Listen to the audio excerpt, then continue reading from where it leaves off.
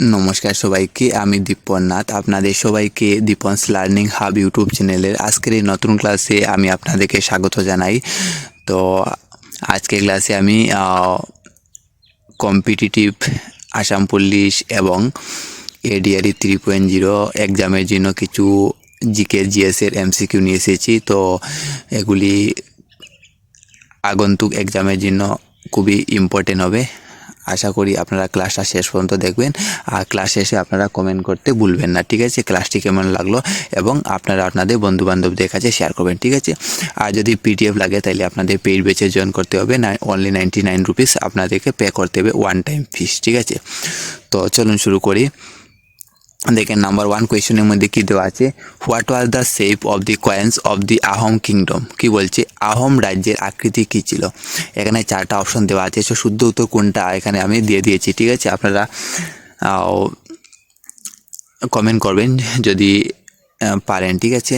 তো এখানের মধ্যে অপশন 1-এর মধ্যে কী দেওয়া আছে, স্কোয়ার। স্কোয়ার মানে বর্গাকার। আর অপশন বির মধ্যে দেওয়া আছে সার্কুলার, ঠিক আছে? অপশন সির মধ্যে দেওয়া আছে অক্টাগোনাল, অপশন ডির মধ্যে দেওয়া আছে রেক্টেঙ্গুলার, ঠিক আছে? তো অপশন কোনটি শুদ্ধ হবে? অপশন সি হবে কারেক্ট আনসার, ঠিক আছে? অষ্টভুজাকৃতি। নাম্বার 2 কোয়েশ্চেনের মধ্যে কী দেওয়া আছে দেখেন, what was the empire of the Mughal empire, ঠিক আছে? বলছে মুঘল সাম্রাজ্যের প্রথম সম্রাট কে ছিলেন? তো এখানে 4টা উত্তর দেওয়া আছে, তো কোনটা শুদ্ধ হবে আপনারা কমেন্ট করেন, ঠিক আছে? অপশন এ হচ্ছে আকবর, অপশন বি হচ্ছে হুমায়ুন, অপশন সি হচ্ছে বাবর, অপশন ডি হচ্ছে ঔরঙ্গজেব। তো শুদ্ধ উত্তর কোনটা হবে? শুদ্ধ উত্তরটা হবে অপশন সি, বাবর, ঠিক আছে? অপশন সির মধ্যে দেখেন, what is the full form 3 number question, what is the full form of UNESCO. বলছে ইউনেস্কোর সম্পূর্ণ নাম কি, ঠিক আছে? তো এখানে 4টা উত্তর দেওয়া আছে, শুদ্ধ উত্তর কোনটা হবে আপনারা কমেন্টে জানাবেন, ঠিক আছে? পরে মিলিয়ে নেবেন কোনটা শুদ্ধ হবে। তো এখানে শুদ্ধ উত্তর হবে অপশন এ হবে কারেক্ট আনসার, ঠিক আছে? United Nations Educational Scientific and Cultural Organization, ঠিক আছে?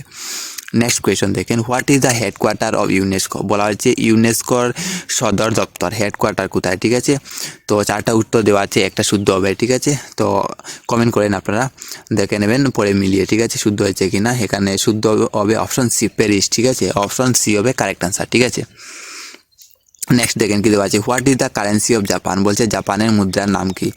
তো এখানে ডলার, এন, ইউরো, ওন, ঠিক আছে? তো শুদ্ধ উত্তর কোনটা হবে? ইয়েন হবে, ঠিক আছে? অপশন বি হবে কারেক্ট আনসার, ঠিক আছে?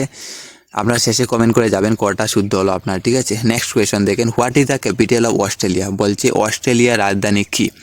হ্যাঁ, তো 4টা অপশন দেওয়া আছে, শুদ্ধ উত্তর কোনটি হবে? দেখেন শুদ্ধ উত্তরটি হবে ক্যানবেরা, ঠিক আছে? নেক্সট কোয়েশন দেখেন, হুইচ আহোম কুইন বিল্ড শিবাদৌল, ঠিক আছে? বলছে কোন আহোম রানী কুইনে শিবদৌল নির্মাণ করেছিলেন? তো শুদ্ধ উত্তর কোনটি হবে? শুদ্ধ উত্তর হবে কুইন অম্বিকা হবে, ঠিক আছে?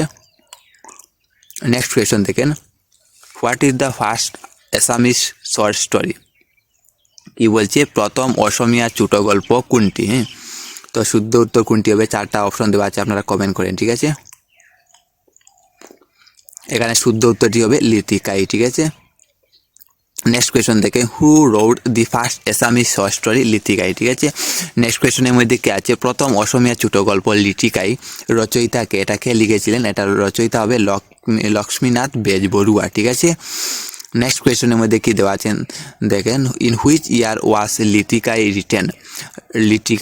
লিটিকাই কোন সালে রচিত হয়, ঠিক আছে? লিটিকাই কোন সালে রচিত হয়? In which year was Litikai written, ঠিক আছে?